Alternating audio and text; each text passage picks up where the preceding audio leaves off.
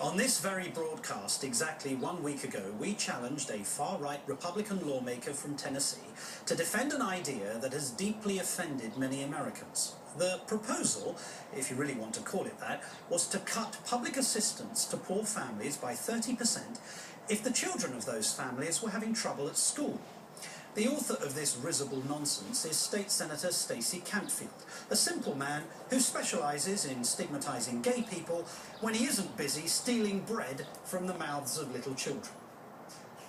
The House Democratic chair in Tennessee, Mike Turner, has called your proposal, and I'm quoting him, bigotry at its best.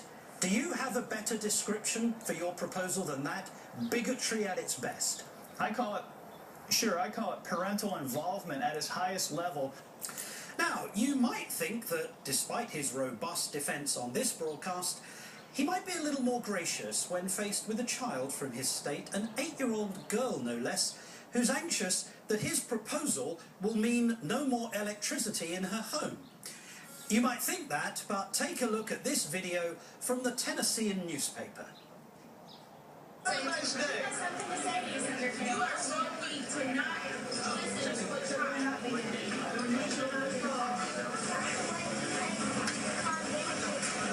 Well, I wouldn't, as long as the parent shows up to school and even goes to 2 parent-teacher conferences, and they're exempt. Aamira, what are you worried about?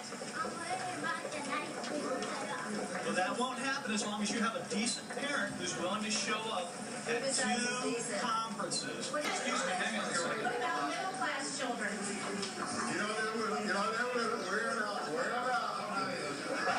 think we want a little bit of it here. Yeah, I'm sure you want the props. And we believe you refer to a child as a fraud. That is offensive, Senator Campfield.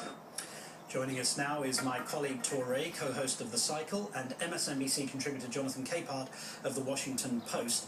I'd just like to note for our viewers, and you, Jonathan, that you can see the full video of this exchange, if that's what you want to call it, on the website for The Tennessean. It is very long. We didn't have the time to show it, but John, you've had the chance to watch the entire thing. Is that how elected officials are supposed to respond to members of the public, especially children? Well, no. A more savvy public official would have listened to the little girl, would have listened to the adults who were with her, would have shown some empathy and some understanding, and not tried to evade questioning and cameras with the old politician ducking into an elevator to escape scrutiny play that he showed there. Yeah, he was pretty fast, wasn't he? Torre, there is a happy ending to this story because Senator Campfield has now withdrawn his lamentable bill because he couldn't get enough support from Republicans. In the words of the Republican leader in the state Senate, and I'm quoting, you can say that withholding the money from the parents doesn't harm the child, but you're fooling yourself.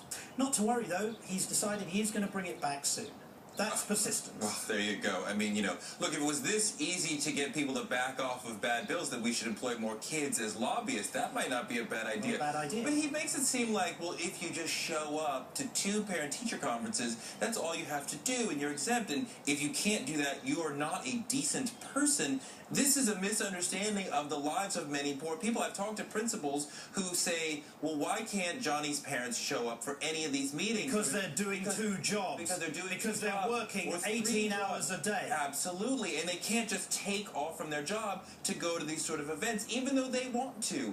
And this whole idea of tying a child's, how they do in school, it makes the child like a worker in the family. Can you imagine the family dynamics when you bring home your grades and it's like, well, you didn't do so well here, we're mad at you, or we need to force you to do better. There's a lot of reasons why the kids aren't doing better. Might have something to do with the teachers, might have something to do with nutrition, might be a holistic approach, and sort of making them into little workers is not the answer. Jonathan, I just want to note that this little girl, 8-year-old Aamira Fetuga, was being cheered on by a choir of 60 people. Some of them were clergy. They were singing, "Jesus loves the little children." And it's giving me some faith that David can indeed triumph over Goliath. Does it make you feel the same way? Well, certainly. What it shows me, Martin, is that people, and the American people in this particular case, folks in Tennessee, aren't going to sit back and let some wackadoodle member of their state legislature propose you know, all sorts of draconian pieces of legislation that have impact on real people. They're just not going to sit back and let that happen, pretend like this guy can't possibly be serious. They're taking folks like him seriously, and they're challenging them, which is exactly what they should do. Absolutely.